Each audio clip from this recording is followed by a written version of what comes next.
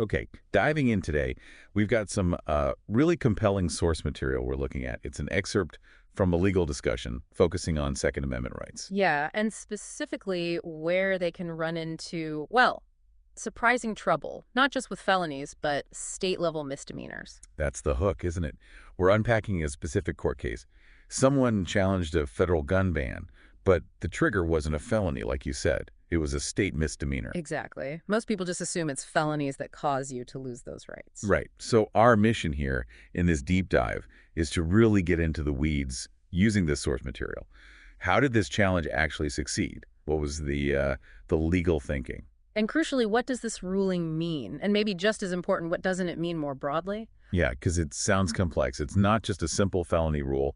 There's apparently a specific legal test courts are using here. It really highlights the nuance, that common idea, felons lose gun rights, well, it's often true, but federal law can actually reach further. And courts have these tests to see if that reach is, constitutional for a specific person. Okay, let's jump right there then. That common perception you lose gun rights only for major crimes, for felonies. That's what most people think, yeah. But federal law, it adds this layer. The source material lays it out pretty clearly. Under federal law, a conviction for a state misdemeanor can trigger a federal ban on having guns or ammo. Misdemeanor can. Yes, if, and this is the key part, if that state misdemeanor is punishable by more than 2 years imprisonment under state law. Wait, hold on. So it's not about what the state calls it, misdemeanor or felony. It's just about the maximum possible prison time. Precisely. That potential sentence is the federal trigger. Doesn't matter what the state label is. And this leads us straight to the person in this case, Raymond Holloway. His situation is a perfect example. Okay, Holloway. What happened with him? He was convicted of a second DUI in Pennsylvania. A DUI, okay. Most people hear DUI, they think maybe serious traffic offense, but probably not lifetime federal gun ban serious. Right, but here's the thing. Pennsylvania graded his second DUI as a misdemeanor, first degree. And critically, that specific conviction under PA law was punishable by up to 5 years in prison. 5 years. So that's over the federal more than 2 years threshold. Exactly. So even though Pennsylvania called it a misdemeanor, that potential sentence triggered the federal prohibition. He couldn't legally own a gun. Wow. Okay. So a state misdemeanor, but with that potential sentence, boom, federal gun ban. I imagine Mr. Holloway wasn't too happy about that. No, he wasn't. He saw it as impacting a fundamental right, so he challenged it. He sued the government. He did. Back in 2017, he filed what's called a Second Amendment as-applied challenge. He wasn't arguing the law itself was always unconstitutional. Just that it was unconstitutional for him in his specific situation. Correct, as applied to him. And because his case was in federal court in Pennsylvania, well, that court had to follow the rules set by the higher court, the Third Circuit Court of Appeals. Okay, and that brings us to the legal test you mentioned. It does, the binder-up analysis. That's the framework the court had to use. It comes from a 2016 Third Circuit case, and it's basically a two-step process. Binder up. Okay. What's it designed to do? It's designed to figure out if disarming someone based on their past crime actually lines up with the sort of historical reasons for limiting gun rights in the first place. Okay, so how does this binder up test work? Step one. Step one is all about seeing if the individual can distinguish themselves, basically show they're different from the types of people historically banned from having guns. Historically banned people, like who? Well, the source mentions the historical justification was often tied to disarming unvirtuous citizens, people who committed serious crimes. Historically, that included felons, both violent and nonviolent, people considered dangerous or untrustworthy, essentially. Got it. The historically unvirtuous or dangerous group. So how does someone like Holloway show they're not part of that group? That's the second part of step one. He has to show his situation is different, and the court uses these 4 factors from the binder-up case to help figure that out. They're described as non-exhaustive, meaning other things could potentially matter, but these 4 are key. Okay, this is where it gets really interesting. 4 factors applied to a DUI. Let's break them down. What's the first one? Okay, factor 1. How did the state classify the offense? Pennsylvania called his DUI a misdemeanor. That fact kind of leaned in his favor. Simple enough. State says misdemeanor. Check. What's next? Factor 2. Was violence an element of the crime itself? The court looked at his specific DUI offense and found it was nonviolent. Another point for him, suggesting he wasn't in that historically dangerous category. Okay, misdemeanor, nonviolent. Factor 3. Factor 3, the severity of the sentence he actually got. Now, this was interesting. His actual sentence was apparently more severe than some other people who got relief in the original binder-up case itself. Oh, so that sounds like it might weigh against him? It could have, but the court put it in context. They looked at his sentence relative to the federal threshold for serious crime consideration, which often involves more than a year in prison, not just the 2-year potential for the ban, and also relative to the maximum possible sentence he faced in PA, which was 5 years. So compared to 5 years, his actual sentence looked less severe. Yeah, the court noted it was relatively minor in that context. So while maybe not his strongest point, it didn't necessarily sink his argument for step 1. Complex. So the actual sentence matters, but it's way against the potential maximum and other benchmarks. Okay, what's the last factor? Factor 4. Factor 4. Is there a cross-jurisdictional consensus on the seriousness of the offense? Basically, do states across the country generally agree on how serious this type of crime is and how it should be punished? How do they even figure that out for something like a second DUI? I mean, laws must vary everywhere based on BAC, prior history. That's a really good point, and the court addressed it. They acknowledged, look, all states criminalize DUI. Driving impaired is illegal everywhere, period. Right. Consensus on illegality. But the source highlights, the court found big differences in how states punish DUIs, especially second offenses. Punishment often depends heavily on things like blood alcohol levels, how recent the prior offense was, stuff like that. So, agreement that it's illegal, but no real agreement on how serious it is or what the standard punishment should be. Pretty much. The court looked at a comparison of state laws, saw that range of punishments, and concluded the government hadn't shown a national consensus on the seriousness of a generic second DUI, especially one like Holloway's, apparently without injury or property damage. Okay, let's recap step 1 then. They looked at a state, called it a misdemeanor. It was nonviolent. His actual sentence was relatively minor compared to the max, and there's no national agreement on how serious a second DUI is.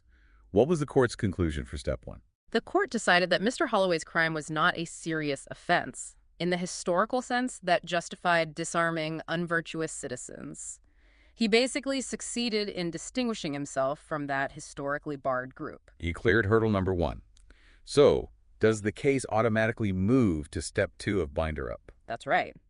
Once step 1 is met, the burden shifts to the government for step 2. Now they have to justify why this specific person, Mr. Holloway, should be prohibited from owning guns. They need to show the ban meets what's called heightened scrutiny. Heightened scrutiny. Sounds tough. What does that mean practically? It means the government has a high bar. They need a really strong justification. They have to prove there's a substantial fit, a close connection between disarming the specific person and achieving an important government goal. And what goal did the government say they were trying to achieve by disarming Mr. Holloway? Their stated objective, and the source uses this phrase, was preventing armed mayhem. Preventing armed mayhem. Okay. Memorable phrase. How did the government try to show that substantial fit, that connection between stopping Holloway from having a gun and stopping armed mayhem? They use an expert report, and the report argued, look, it's reasonable to disarm people like Holloway because individuals with alcohol dependency issues or those with a history of violent crime, they pose a higher risk of misusing firearms. Okay, that sounds like a plausible general point. Statistically, maybe? It is, as a general idea, but step 2 focuses on the individual, and the crucial point from the source is this. The government offered no evidence showing that Mr. Holloway actually fit into either of those risk categories. Wait, really? No evidence he had ongoing alcohol dependency issues or a history of violence? Apparently not presented in this case. They argued based on the general risk profile associated with DUIs, but didn't specifically link him to that ongoing risk profile for armed mayhem. Couldn't they argue the DUI itself showed impaired judgment related to alcohol, therefore risk? They likely did, but the court seemed to want more, especially given the time that had passed. The source actually quotes the court on this point. They said, they have presented no evidence indicating that individuals like Holloway, after over a decade of virtuous, non-criminal behavior, remain so potentially irresponsible that they should be prohibited from owning a firearm. Wow. That's a pretty direct statement. Over a decade of non-criminal behavior. So, because the government couldn't show that specific connection, that substantial fit between disarming him specifically and preventing this armed mayhem, they failed step 2. Exactly. They didn't meet their burden under heightened scrutiny. So Holloway clears step 1, the government fails step 2.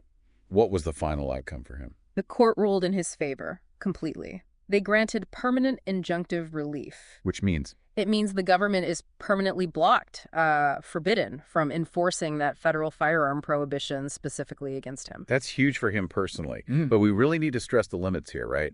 What does this ruling not mean for other people? Absolutely critical point, and the source emphasizes it.